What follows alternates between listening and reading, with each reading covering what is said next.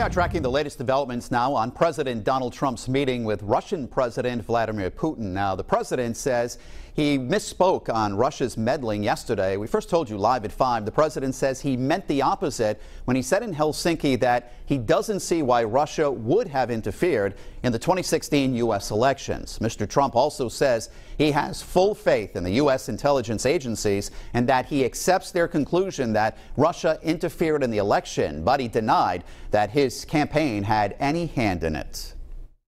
Eyewitness News Analyst Lt. General Reginald Centracchio joins us now in studio. The Russian-U.S. relationship has not been good, General, really since the Cold War, but both sides expressing some confidence that there could be good relations down the road. How do we get there?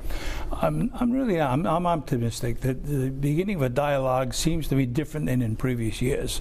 I think what we're looking at is maybe a revisit to back in the 90s when we both agreed to diminish our nuclear weapon stockpiles, and we did to some extent.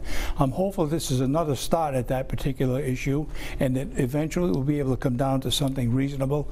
Even one nuclear weapon is too much. When you have thousands, that's a little bit to be desired. All right, you're talking about nukes. As we heard live at 5, President Trump again stated that the United States and Russia own over 90% of the nuclear weapons across the world. He claimed that President Putin agreed that there is a problem, but what do they do about it, even though they know that it's a problem? You know, once again, we need to go back a few years, and we did something called the Strategic Arms Limitation Treaty, which meant that Russia gave away so many nuclear weapons, and we did too. In fact, in 1971 and thereabouts, we closed all of our defense missile sites in the United States, and Russia gave up some of its defensive systems also. So there is a start. There is some obviously precedents where we did diminish the number of nuclear weapons each of us had, and I think this is a good start for us to look at other systems. How does Iran play in all of this? Iran certainly is a wild card.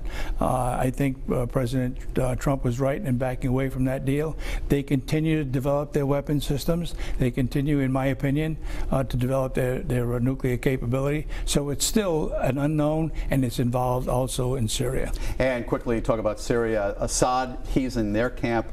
He's not in our camp. How are we going to deal with that? Probably continue to have the divisiveness we do right now until there's some conclusion as to what is the big difference between Assad staying in power and not staying in power. That's going to be an issue that needs to be dialogued, obviously. All right, General, as always, thank you for your thoughts.